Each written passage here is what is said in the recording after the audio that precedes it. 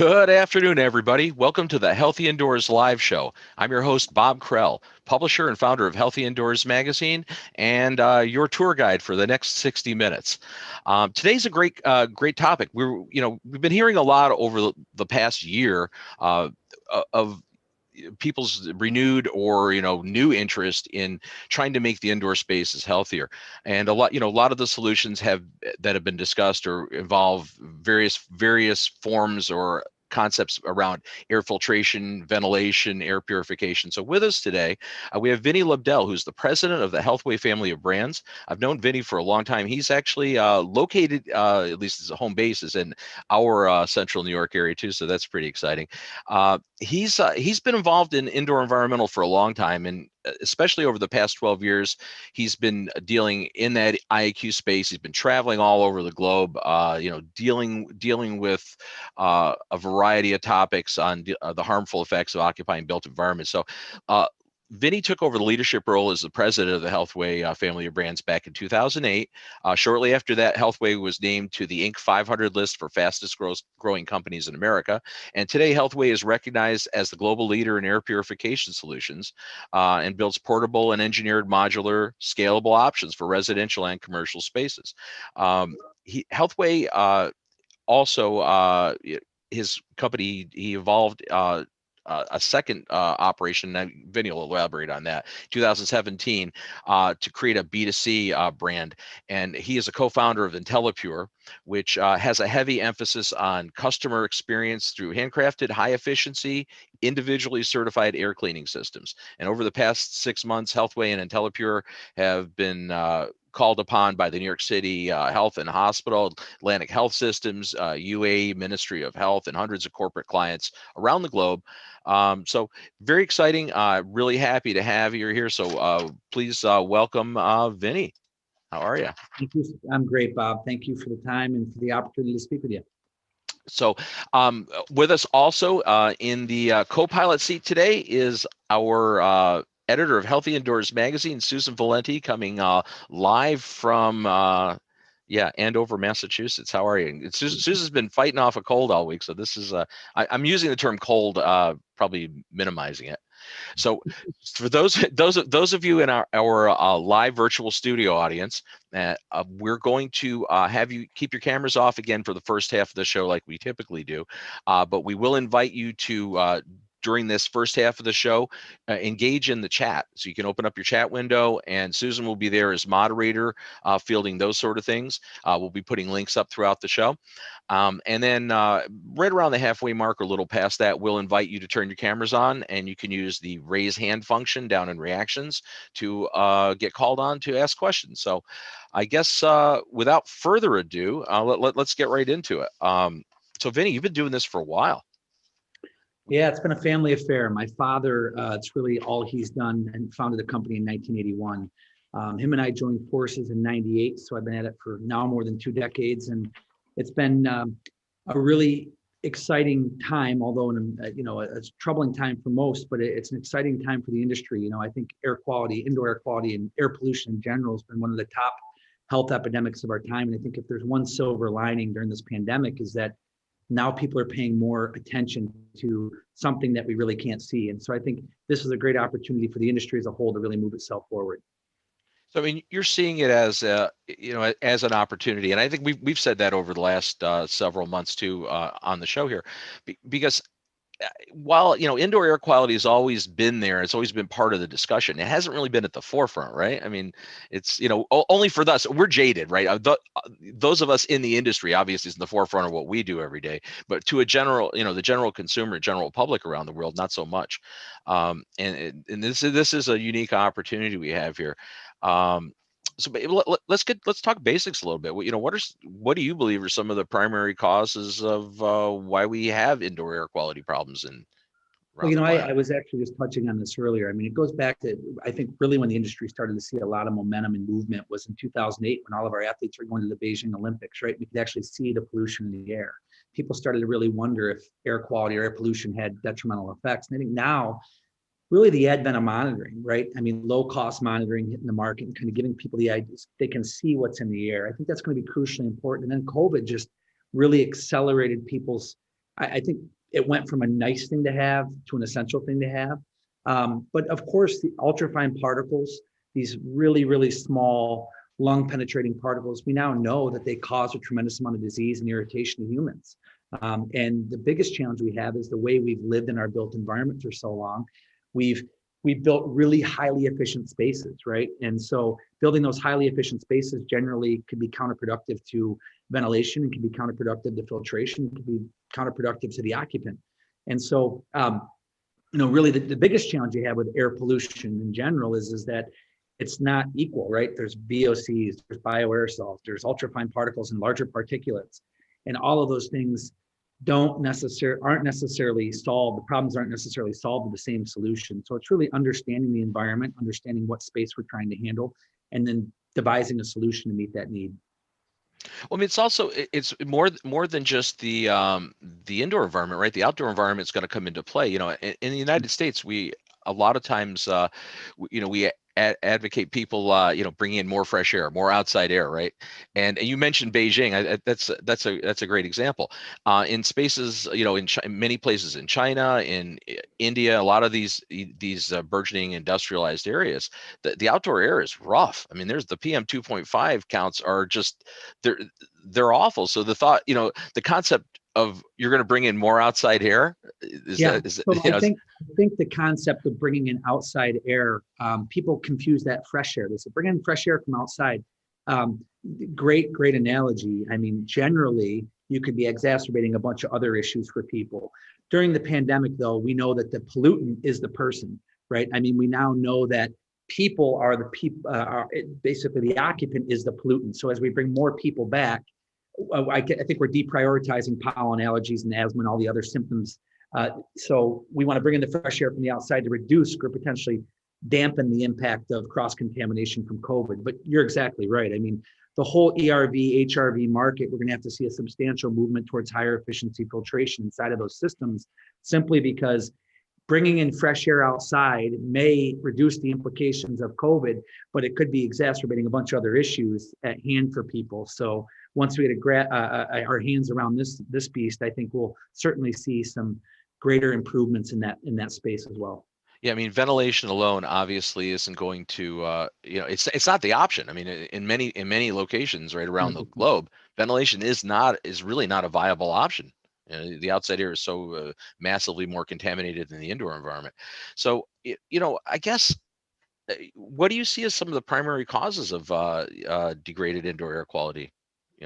Well, you've been touring all over and seeing global perspective. Really, obviously industrialization, the way we're fueling our vehicles, a lot of these things, diesel. There's a lot of that's traditional. But really, people, the occupant, I think you'll see that that's a big part of the pollution, how we live in our space, how our buildings can breathe.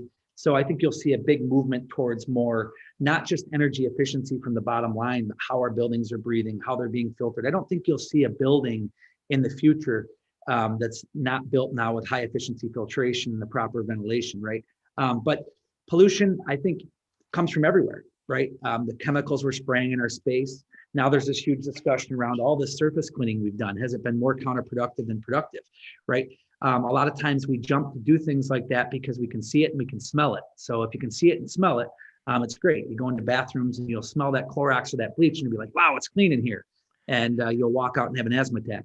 So, I mean, I really think we have to look at how we're cleaning and treating our spaces, being a little bit more responsible there. But again, I think that the benefit of all that's happened is it's really opened up people's eyes to the detrimental implications of poor air quality. And I think as an industry, if we can start looking at ways to improve that, I think we'll all be in a much better shape. You raised an interesting point there too. As far as the clean smell or the perception of what's clean. Delphine Farmer was on. She's a researcher out in Colorado, talking about that back in was November, right before Thanksgiving. They did a whole home chem study, and this whole perception of what we believe is clean. That we believe there should be an odor associated with clean, and not so much. There should actually be no odor associated with clean. It should be the absence of odor. Correct. Yeah. But that's the thing. There's been a lot of solutions that have been touted in response to this pandemic, right? And obviously enhanced cleaning, fogging, spraying, all these chemicals, right? And I think a lot of that was a knee-jerk reaction because we got to do something. Well, we can do this. This is something we can start wiping everything down and spraying everything. But in fact, right, we're dealing with with COVID, at least we're dealing with an aerosol transmission. So obviously now it's back to air cleaning, ventilation. These are really the topics we need to be talking about. But overall, you see that going forward. That's the thing. The one point you just mentioned in your last segment was the fact that offices or just in general commercial spaces are going to change a little. And there's been a complete fundamental shift in the way we think about healthier spaces. This has had such a detrimental effect globally to corporations' bottom lines, to people's health. I mean, just the amount of people that have been impacted by this. We certainly will not go backwards. What we're seeing, and I think the industry is seeing, is again a fundamental shift where people are looking at. There was this big phase one rush about getting people back to work and about making sure the space was safe for essential employees, and that generally came down to installing portable air cleaners, boosting up an air exchange rate and filtering out any likelihood of cross contamination. But I think what you'll see moving forward is a complete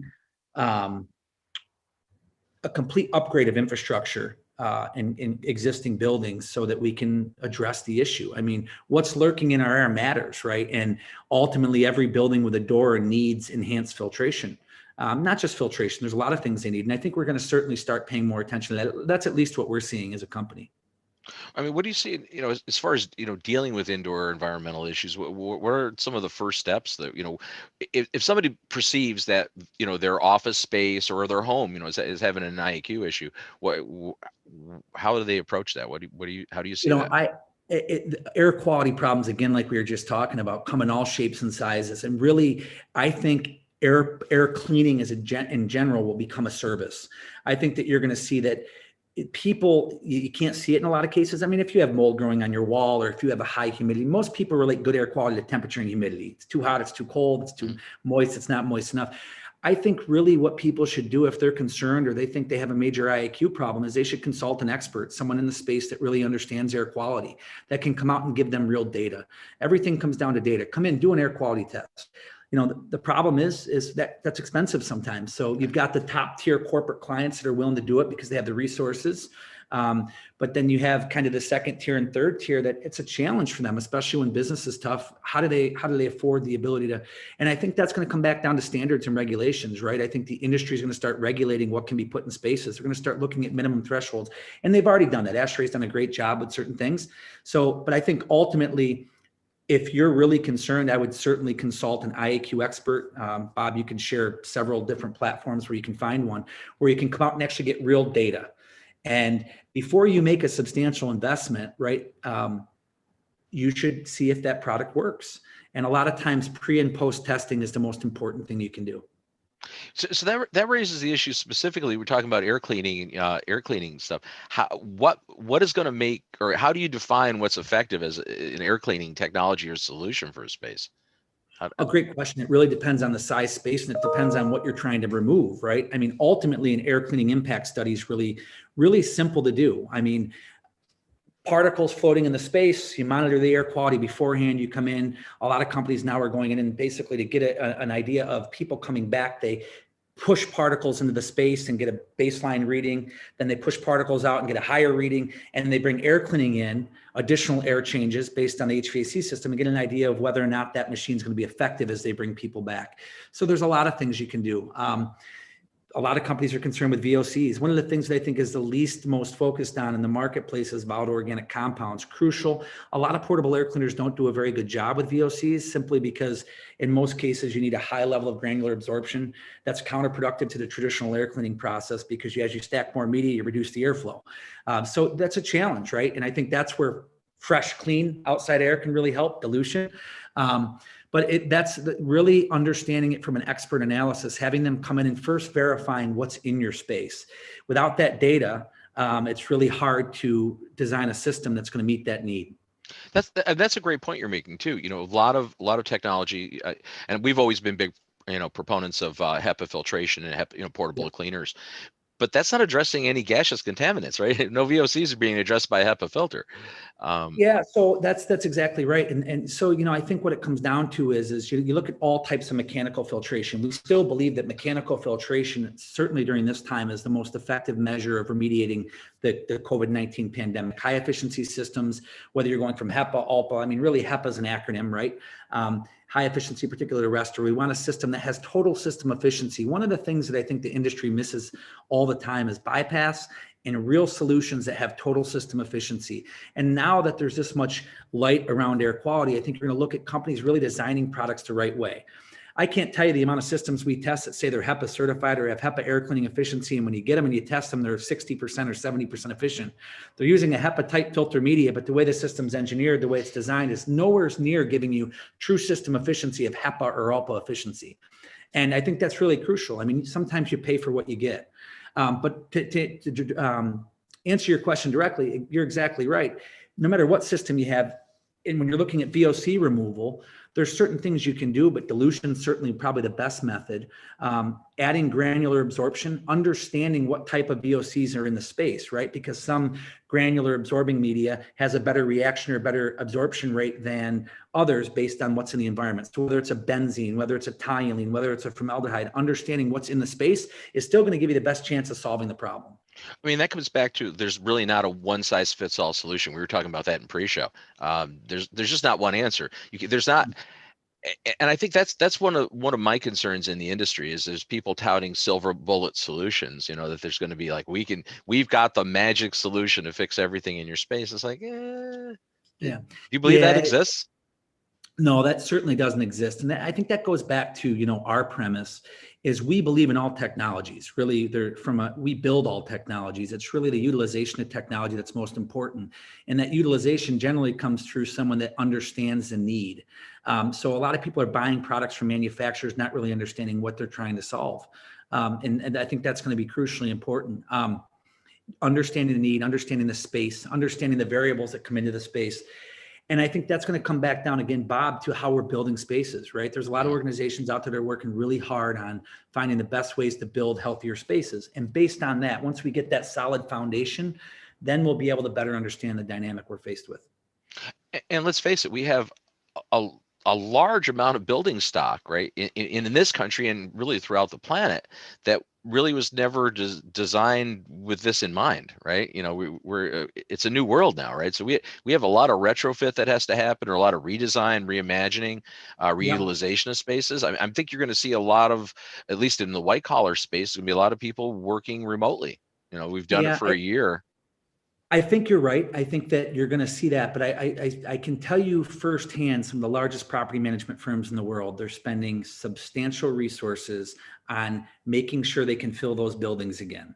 And that this is a massive industry that relies on high occupancy and customers. I just spoke to a major corporate client. They said, well, we don't understand what technology is right. And I said, you got to have your property tested. We got to understand the implications of your space and how you're heating and cooling the space, like we talk about all the time, Bob. And I'll tell you that right now that people are going to demand healthier spaces.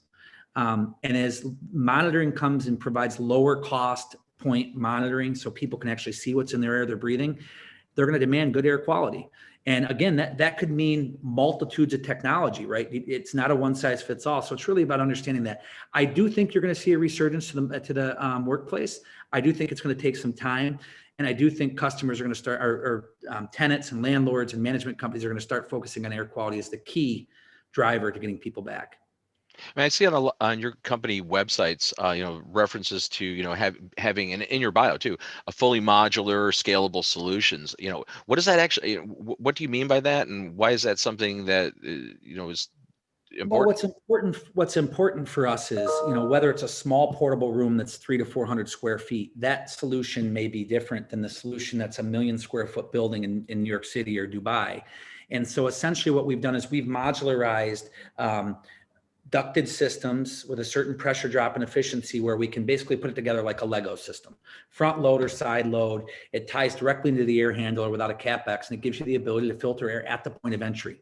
That may not be suitable in some cases, so then you have larger, from small to large size portable units or self-contained units. So self-contained units can be hung, and that goes back to really, if you're really looking at being a true solution to the problem, you have to have multiple ranges of solutions, because first, there's three things you have to take in consideration. What size space are you cleaning, and what's the noise level that you're going to clean it at?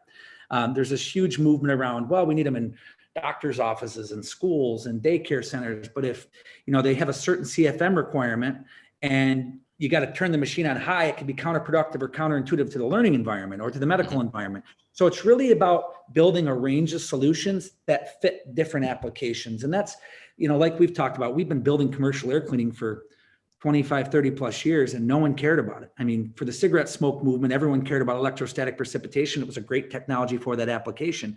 But after smoking was banned in most cases, the only place commercial air cleaners existed was in the medical space. And so now people are really starting to focus on commercial air cleaning. So, as far as commercial air cleaning goes, there's a lot of different flavors of that too, right? We've been hearing about just various technologies, right, for decades, and different things out there. And, there's all kinds of debates and people sniping at each other. But give us a little quick overview, if you could, just on some of the common technologies out there. And I know you have some patented stuff that you guys do with Healthway, and just bring that up too. I'd like to hear what you do. Really, again, you have really some the platform of media filtration, mechanical filtration, which ranges anywhere from a low efficiency MERV filter all the way to a high efficiency HEPA, ULPA. Our technology is a combination of mechanical and electrostatic, where we're enhancing that filter media, electrically enhancing that filter, containing everything inside that media. But there's the mechanical side of things, which is tested, time run. You can show it, you can prove it in real life applications. And I think that's really what's gotten the most, certainly the most recommendations during this time, because it's been out there the longest. People understand it. You can put a filter in front of an Airstream and see what's taken out before and after. UV is an excellent and very effective technology, but again, it's the application and utilization of UV.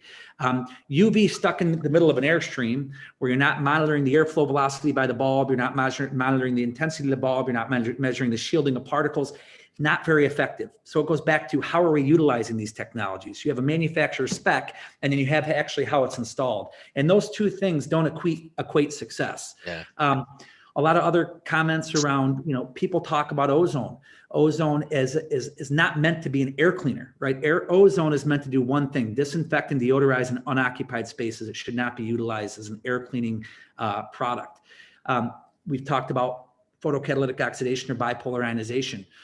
Very, very hot technology that people are talking about. We understand it very well. I still think we're pretty short on the data that's substantiated in the marketplace. So I think there probably could be some useful cases for bipolar. I just don't think they have enough data in the market where the experts in the industry, the so-called experts in the industry, feel comfortable recommending it.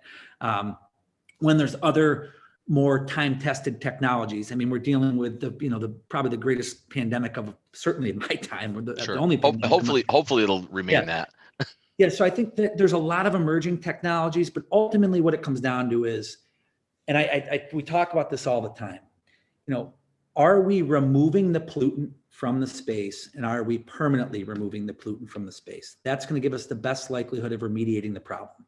If we're not doing that, or we don't know if we're doing that, that's going to create some level of uncertainty. And certainly in this time, the goal should be, how are we removing the pollutant, and how are we permanently removing the pollutants so that there's no chance of reintroduction? Yeah, I mean, versus potentially just modifying the pollutant into some other chemical constituent or plating it out on the surface. Yeah, or scattering stuff, scattering right. it and not being sure where it's being collected. I think that's really what's in the marketplace, the unknown, and I think that's what's concerning to people. But again, we truly believe in all technology. It's the utilization of technology that's the most important.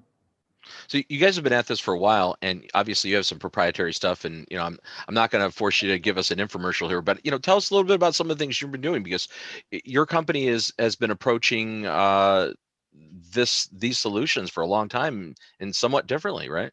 Yeah, so I mean, we build HEPA systems, we build ALPA systems, we build mechanical filtration systems, we build a lot of things. Our EEF technology, it's originally called EEF, electrically enhanced filter, was designed with the U.S. government and was utilized in clean rooms for years. And essentially, what that's doing is within a specific control zone, we're using a mechanical filter, a high efficiency mechanical filter. We're enhancing that media. We're controlling everything inside that, so you don't have ion reduction or ion production outside of that.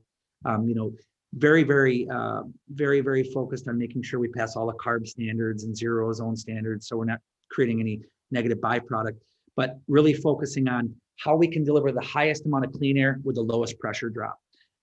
Essentially, what that gives you the ability to do is put a machine in a space where it may not require CapEx. Most of our modularized systems are not requiring a CapEx. They can be installed directly onto an HVAC system without a blower. And whether it's a 1700 CFM module, a 2000, 3000, we modularize them, put them in using a synthetic media, continuously charging that media. And we're also creating a form of microbiostasis where instead of using a wavelength of light, we're using a wavelength of electricity. We're permeating every fiber of that media, making it more difficult for mold, virus, bacteria, and fungi to thrive in that environment. So, and I think that's an important point too, is that what you're overcoming is one of the big challenges, right? High efficiency filtration, like HEPA, ALPA filtration. You know, you start getting MERV 16 and higher, you've got a static pressure drop issue, and most mechanical equipment that's in place can't handle. You know, a HEPA filter can't get stuck in every air handler. You know, I think there's a misconception. Yeah. We just upgrade to a better filter. It's like there's a diminishing return there, and there's a point where you're choking off your airflow, and you can't do that. So this seems like you've got technology that allows you to be able to achieve higher efficiency with lower pressure drop, right? That's the whole premise of that's the whole premise of what we've delivered on and what we've been focused on over the past years. Again, looking at all technologies and bringing technologies together to give us the best outcome. And what's happening right now is if you look at filtration efficiencies, HEPA filters are great. There's just some applications where they don't work, right? And we build HEPA, right? We have a lot of our systems have HEPA if they're needed HEPA on certain applications where you have to guarantee no bypass of ultrafine particles, where you're in a situation where maybe it's a clean room environment, we can put EEF or DFS on top of it. But basically what's happened in most built environments is they really can only accept up to a MERV 11. And a MERV 11, if you look at the ASHRAE filtration chart, you're only at 30 to 50% efficiency. And you know, we're shifting from the focusing on protecting equipment. That's where the industry had focused for so long. Good point. Focusing on protecting the health and well-being of the occupant. And that's the paradigm shift. The paradigm shift now is moved where we're not just going to protect that $25,000 HVAC system we bought. We need to protect Mr. and Mrs. Jones, who's concerned with capturing COVID or the flu or whatever else. And that's to shift to high efficiency filtration. The benefit with what we've been able to accomplish is we've been able to accomplish greater than MERV 16 filtration efficiency with the pressure drop of a MERV 8 without losing efficiency like a traditional synthetic media. So your traditional synthetic media may have a great efficiency to start. They may be able to quote a MERV 15, but as that filter loads, it drops to a MERV 8 or drops to a MERV 7. It could be 2 months. This filter never loses its efficiency over the life of the filter. Yeah, that's pretty profound. And again, you do solutions that are both integrated solutions to existing equipment and standalone. You know, because you're covering a large range of product lines here, because you're going from big mechanical installations to standalone, portable, almost personal sized devices, correct? With your various technologies. Yeah, I mean, for example, we have a portable unit that can be plug and played and handle a 300 to 400 square foot space. And we just designed a total installed solution for the Lincoln Center, America's largest entertainment venue. And that's hundreds of modules that give you greater than MERV 16 filtration efficiency and show a reduction in energy cost. So it kind of gives you a scale of from small to large spaces, what we can do. But again, without the boots on the ground, without experts and IAQ professionals out there looking at the space, it's really hard to, I mean, you can buy a portable system, and it's a very commoditized market. And there's a lot of good portables out there because, you know, they've got a really good fan, they're pushing a lot of air through the system. So you can get some really good portables. I just emphasize to people that you really want a system that has good total system efficiency. Don't just read a box. Look at what the total system efficiency is, because a lot of people are paying a lot of money for a HEPA or what they say is an ALPA, but the total system efficiency is much, much, much smaller. Clarify that. The Well, difference. total system efficiency, a HEPA, an ALPA filter, very, very efficient for ultra low particle arrestance, high efficiency particle arrestor. ALPA is more efficient. So basically, a lot of systems out there have HEPA or ALPA filters. You and I, Bob, could go out and build a system and say it's HEPA tomorrow. We could take a HEPA-type media, put it in a box. The challenge you have is if that filter's not 100% sealed, if we've got bypass around the filter, the total system efficiency is not coming close to HEPA efficiency from the exhaust. If I take a class 1 laser particle counter, I put it on the intake, I measure 1 million particles coming in, I put it on the exhaust. What we're finding with a lot of HEPA filters is they're like 40 to 50% efficient. We don't name names, but a lot of very popular branded systems out there are nowhere near HEPA. Then there are a lot of really good high quality systems out there that are measuring intake, measuring the exhaust and showing greater than 99% of 99.97. That's a true sealed HEPA efficient filter.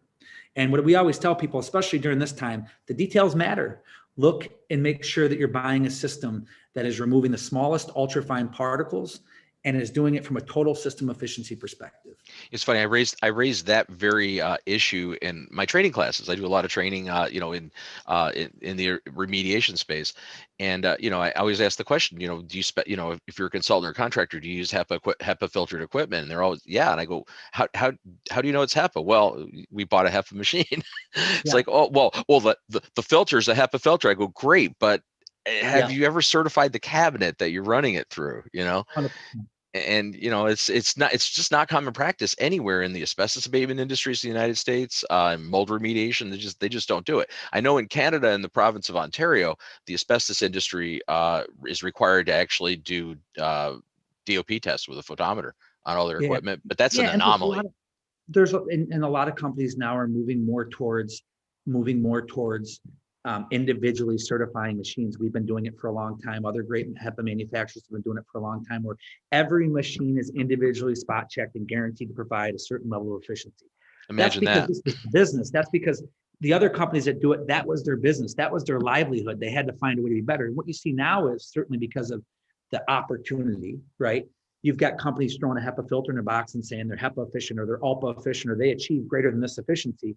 And in reality, I think the industry will speak for itself eventually. I think what you're going to see is that, again, the cost of the low cost monitoring coming into play. People are actually going to be able to see what's in the air they breathe, and not only be able to see what's in the air they breathe, but to correlate that to the implications of what's in the air they breathe. How does what's in the air affect health? And once we create and narrow that gap, you're going to start to see regulations really, really creep forward and say, you should be installing this, or I think it's just going to happen now. The total efficiency is a big issue, though. I mean, especially, I'm thinking in terms of industry, because I'm one of those people that have had laser particle counters for the past 30 years. So, I actually do look at that. And obviously, you're not certifying with a laser counter, but you can certainly do a spot check. And if you're not somewhere around 99% collection, at that 0.3 micron, you're not HEPA. I don't care what. Yeah, Bob, you're just not. We have one of the things, I've been fortunate that was, my father comes from a 35 plus year background in the air quality space. It's been his whole life's work. And here we have very sophisticated tools. We have condensation nuclei counters that actually can measure filtration efficiency down to the smallest size particle, 0.2 nanometer. A lot of people talk about Brownian motion and how 0.3 is the hardest particle to capture. And that's where you get into EN 1822 testing and all that. But if you look at particle concentration, like a particle concentration counter, we can take any filter, and what you find is manufacturers' claims and the actual filtration efficiency is drastically different. And that's why it's important as the industry starts to look at this to really focus on people that have been in the industry a long time.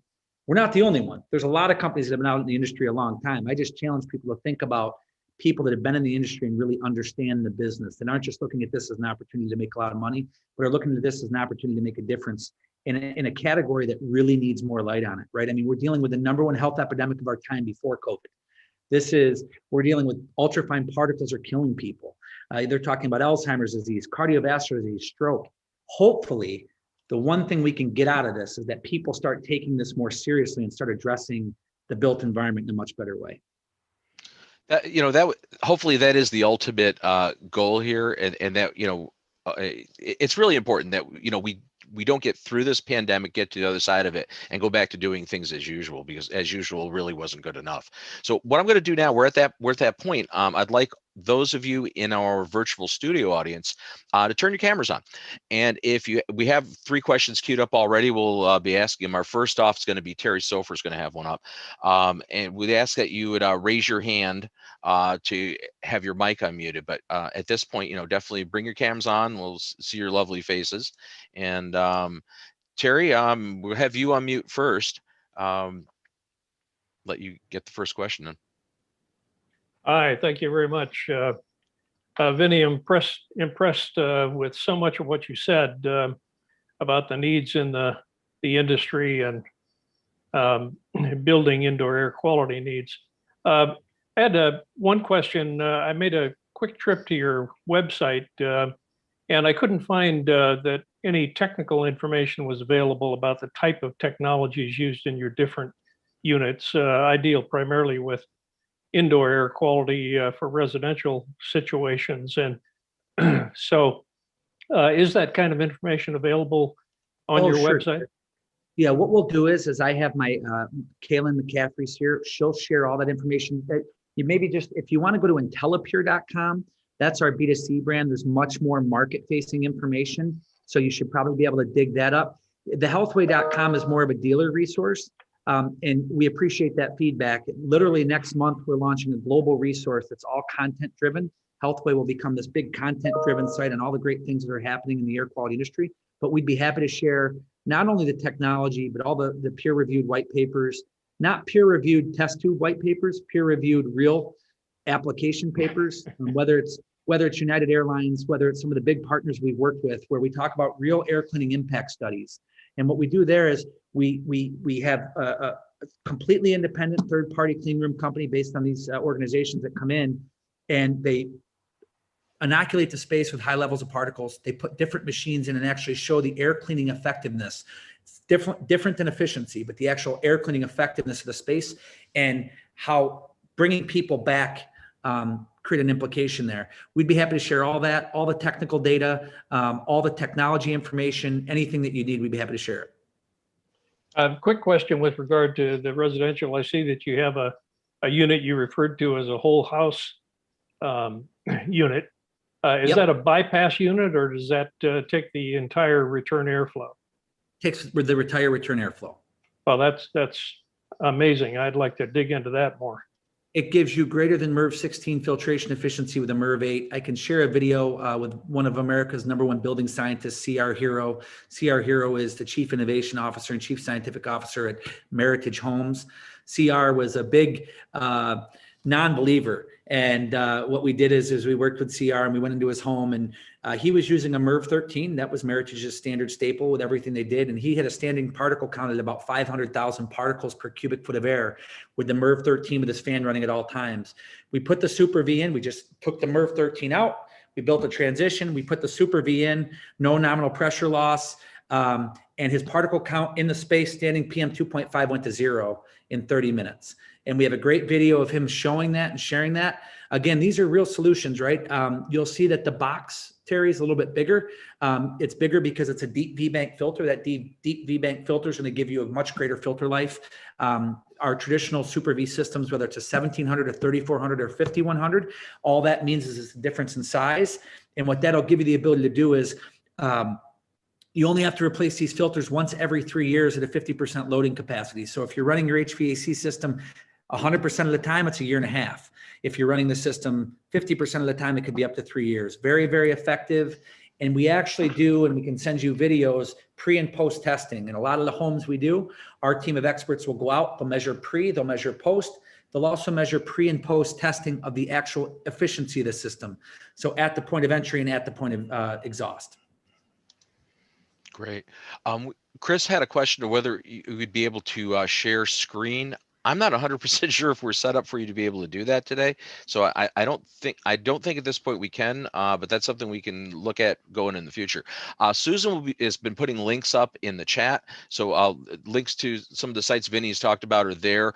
We'll also have post show. Again, we post later today. The show will be up on healthyindoors.com on the HI show tab.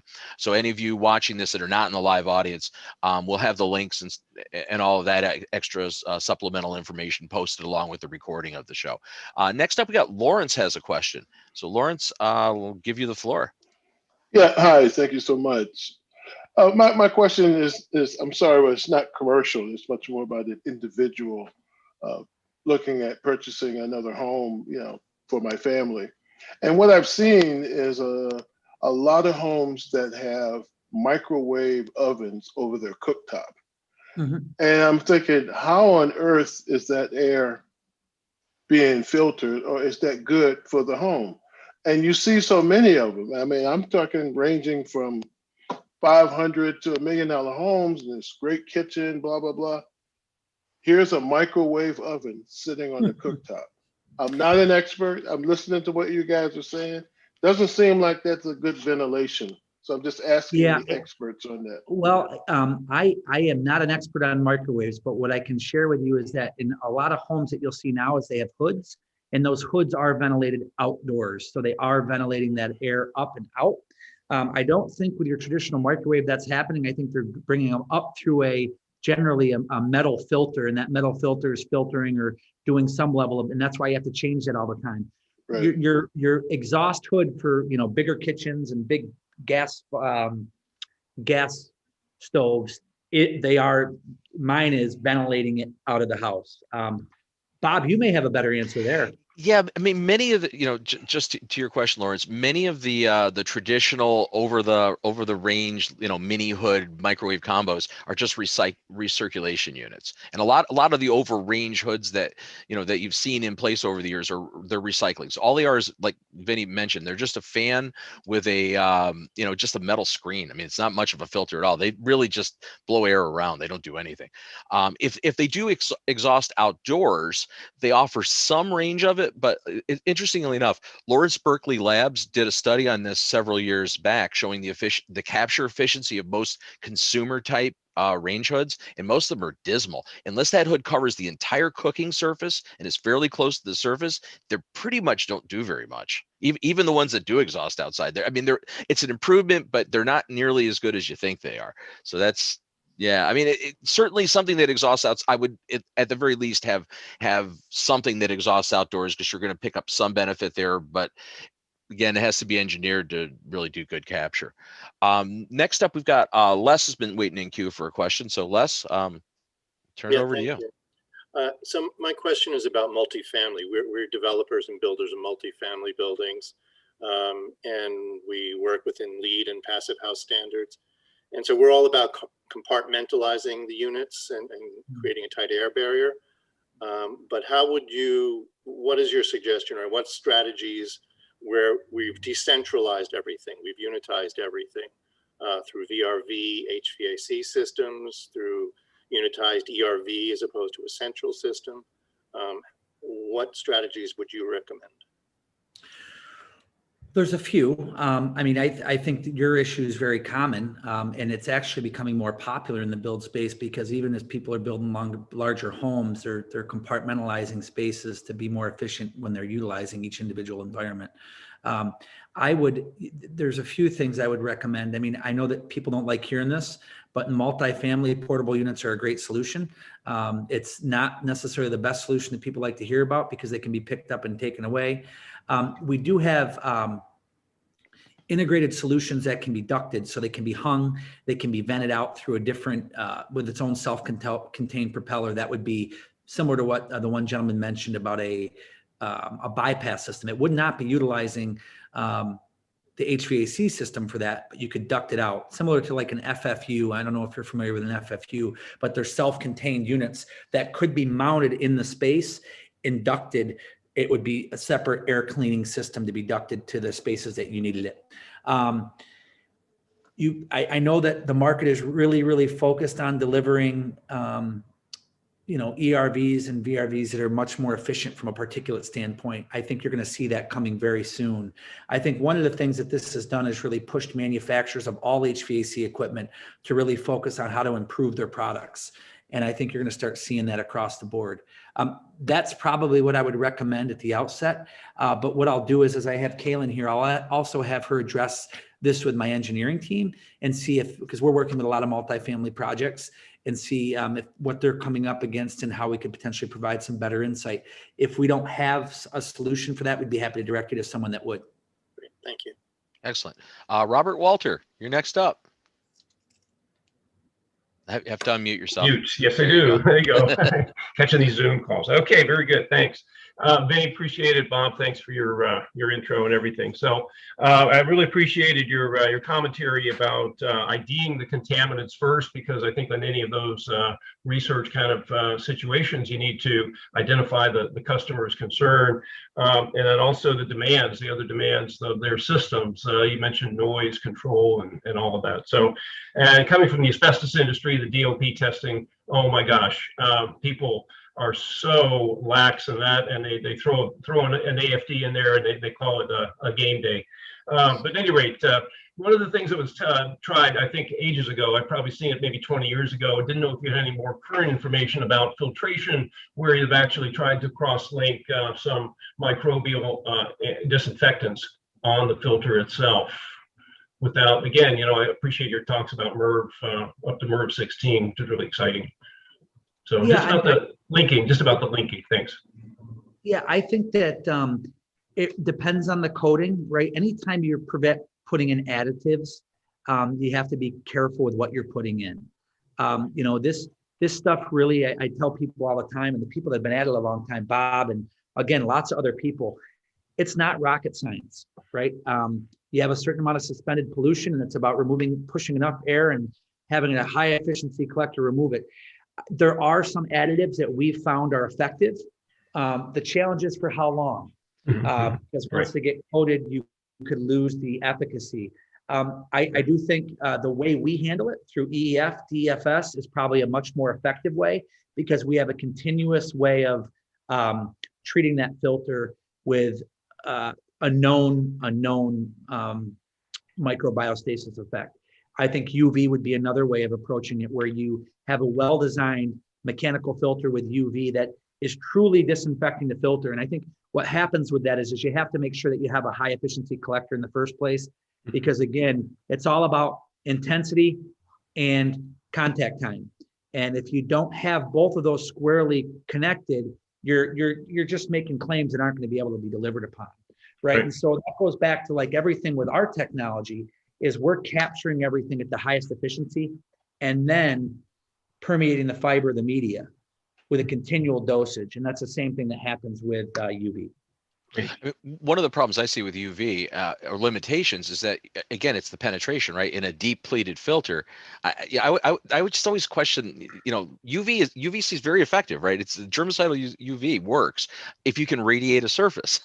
If you get contact time, it works. But like in a deep filter, or let's say a multi-pass cooling coil, really on the other side of it? I always get concerned about what I say on a webinar or on a podcast, because I don't need industries chasing me down, because there's a lot of money at stake right now. No, I can say that. You can. All I have to say is that UV implemented properly is effective.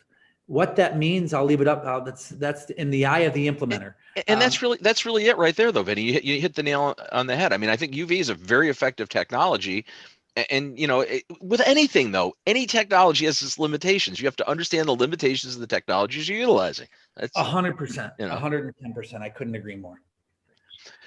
So we have another question here. Let's see. No, we actually didn't have another. Susan, do we have another one coming up in queue? I guess I just scrolled off past it. Yes, Patrick. Patrick, all right, we'll give you the floor. Got to unmute first, right? Yep, that helps. Yeah.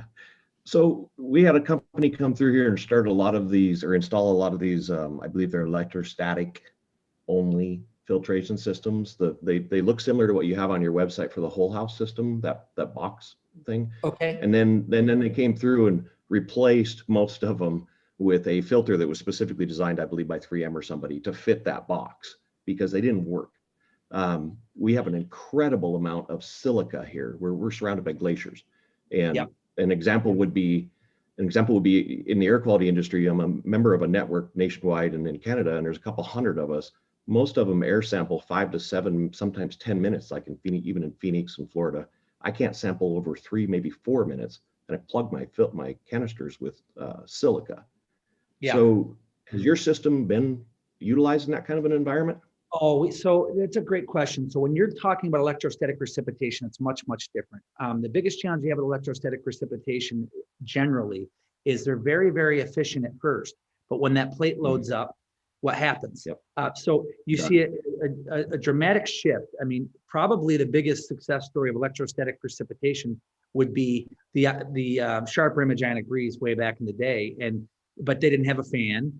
So they did it all wrong. But generally, electrostatic precipitation is very effective. The challenge is you have to maintain it and clean it all the time, which every month in your situation, you'd have to clean it probably every 2 weeks.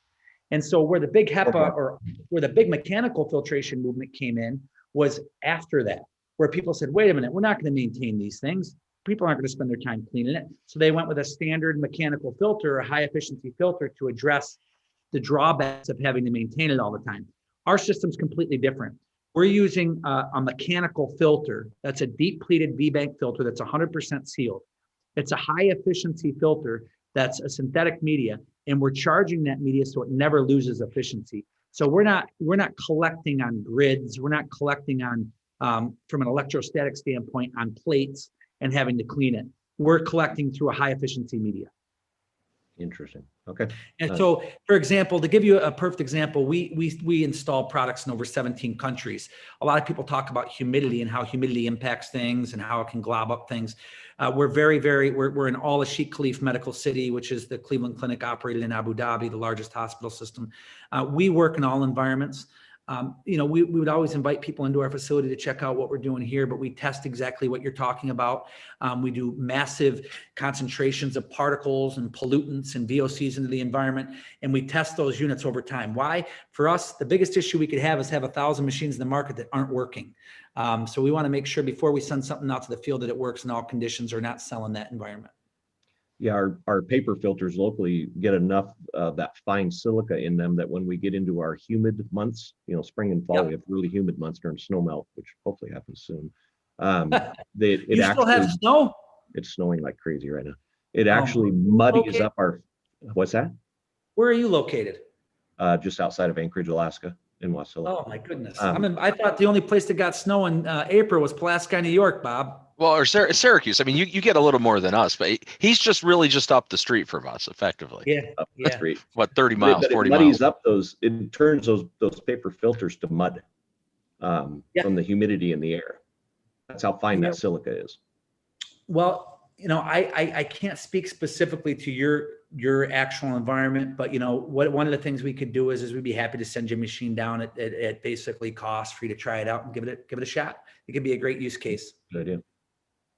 I mean, and I'll chime in a little bit on electrostatic precipitator, because I've seen those over the years as an IAQ guy. Been seeing those since the 90s, actually since the mid 80s.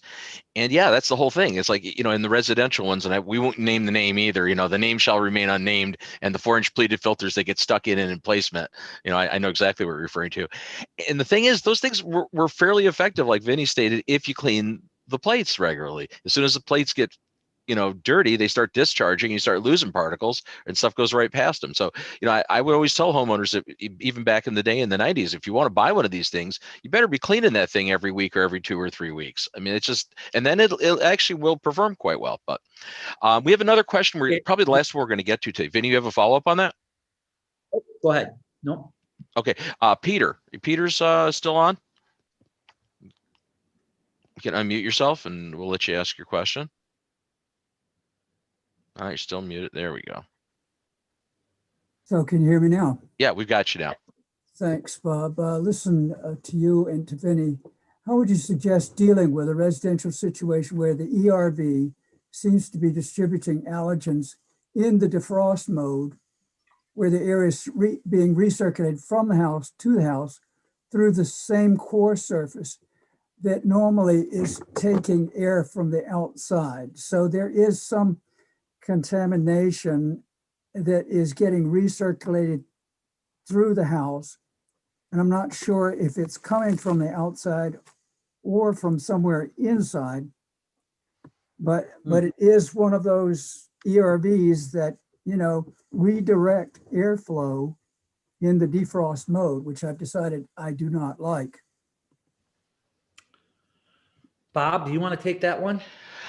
I'll take a shot at it, and let me precursor this by saying I'm not necessarily the end all expert in this, but there's a couple of possibilities could be going on there. One could be that you could have an issue with a failure in the core. You know, first and foremost, you know, first thing I would say is, you know, is that core still have its integrity, the gaskets, everything's still in place? And I'm assuming you're talking about a residential ERV. It's probably a paper core unit, but I'm not sure. Versus some sort of a desiccant wheel. You know, you're not different technologies. It's a core, yes. It's a core, okay. Yeah, so I mean, the first and foremost is, you know, you could have some sort of breaching through the core is what I'm thinking, you know, or bringing, Vinny mentioned this earlier, bringing outside air, you know, that's contaminated and that's coming through the system, because again, that's the air that's making it indoors. So maybe it's not properly filtering what's coming in from the outside stream. I've seen that the surface of the core was peppered with some mold. Ah, okay. So you actually have visible mold growth on the core. Yeah, at that point. But I replaced that core. Okay. A new core, but I'm still feeling those symptoms when it goes into the frost.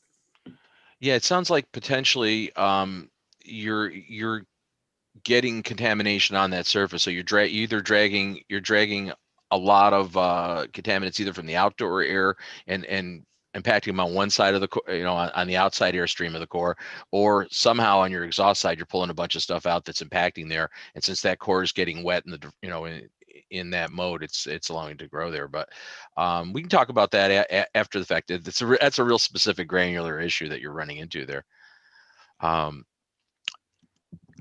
At this point, we're getting toward our wrap-up point. So, Vinny, I would like to direct something over to you.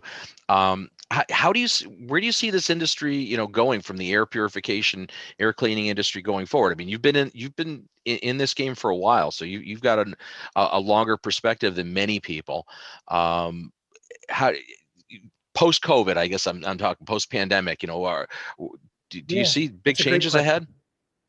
Yeah, I mean, I think, again, a fundamental shift in the industry as a whole has happened.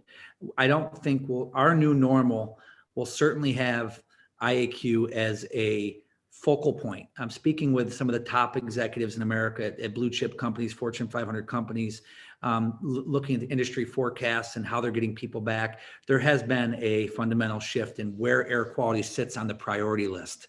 It used to be where you'd go into, you know, a Google or an Apple and they want to talk about, you know, changing beautiful rooms for their parents' kids and, you know, crazy stuff. Now it's all about how do we address IAQ? It's really top of mind. I think because of the prolonged nature of this pandemic, that for the next 10 years, you're going to just see a really high priority focus on both new builds, on existing infrastructure, and on how we live in those spaces. Because listen, it's not just about purification or filtration. It's about all the other things that we do that impact the built environment. I mean, every single building with a door needs improvement. I mean, we live in very unhealthy spaces. It's not just air quality, it's a lot of things. And so I think this is a great time for the industry. I think as a whole, we can rise up and really bring great information to the marketplace that make a significant impact at a time where it's needed most. I know you have some involvement with IBWI, you know, and they've been really pushing, you know, the well building messaging, and seen a lot of, you know, marketing on their part, you know, using celebrities. And do you feel that initiatives like that are going to have be impactful? Oh, I mean, I have been a fan of IWBI and what they focused on for years, as I mentioned to you previously. I mean, I think, again, anytime you can bring that type of awareness to this very very particular issue, it's going to be great for everyone involved. I mean, listen, when you have J-Lo and Michael B. Jordan and Lady Gaga out there telling you to look about, your healthy buildings matter, it's going to resonate with some people that it wouldn't have if it were me and you, Bob, right? If we're out there telling people, they don't really care. So yeah, I'm really impressed with how they've been able to get out there and push that narrative and do it in a responsible way. I mean, looking at what LEED did and then looking at maybe where LEED had fell short, and kind of merging the health sciences and the building sciences together, I think it's going to be great for everyone involved. And we're big advocates and supporters of the whole movement. Excellent. We're running out of time, and it always seems like we run out of time right when we start to really get the discussion up and rolling. So I'd like to actually show a couple of Vinny's sites right now, just to the Healthway site, and I'm not sure if we're showing the right ones, but these ones we have queued. And it's healthway.com, the IntelliPure site, and also, this is what happens when you're doing your own engineering. So we'll have links to all of this stuff available in the post show, where we'll have up on healthyindoors.com. If you go to the HI show link, later on today, we'll have the recording from this episode, as well as some extra links and things that were mentioned in the episode. And you'll also be able to access the audio podcast around that same time. So we'll have those up and ready to go. This is a great show, Vinny. This is great having you on the show. It's I wish we had 2 hours. It's an exciting time, and I think that for all of us, there's so much more we can do to make a positive impact. And Bob, you've been someone not blowing smoke up you, but you've been someone that's really been adamant for years about getting this right. And it's what I'm really happy about is that you're now getting your time to really push this message out, because you do a great job. So we're grateful to be a small part of it. Well, I certainly appreciate the accolades there. It's a host of, or I should say a combination of more than just me too. Hats off again to our editor and moderator for the show here, Susan Valenti. She is instrumental in a lot of the things we're doing, and she's been in the industry forever. Don't take that as a slight, because you're still younger than me. But we've been doing this for a while, and it's a passion project for us too, Vinny. I'll tell you, we're not just doing this as a job. We do this because we believe in what we do here. So we're really happy to be part of it. So I guess now it's time to once again bid adieu. We're past our mark. So we'll be back next week. We have almost a great follow-up show to this show. Bud Offerman, Glenn Morrison, and Tom Licker will all be on. We're going to be talking really about Bud Offerman published a white paper a little while back talking about snake oil in the IAQ industry and snake oil solutions, and he was a little critical on some things. So we're going to have him on. Glenn Morrison was talking about that same issue. He's another IAQ industry person that's been around for a long time. He was talking about that back in 2018. And Tom is interesting because he'll be coming as a perspective of somebody who's a contractor in the space. So this will be a great show. So it'll be the IAQ Snake Oil Show. No, that's really not what the title is, but we'll come up with a more of a working title.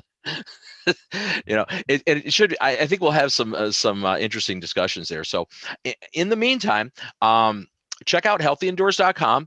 That's our home portal. You can get all the episodes of the show, all the back issues of Healthy Indoors magazine. There's 8 years plus there, and you can also learn more about our new online community portal. It's the Healthy Indoors global online community, which will be debuting shortly. We're in final beta stages with that, and you can learn more about that by clicking on the link that says Healthy Indoors community. So until next time, we'll see you next week again, Thursday. You'll remember this day, April 15th, right? That rings in some people's minds. Thursday, April 15th from 1 to 2 p.m. Eastern time. So we'll see you next week. Until then, I'm Bob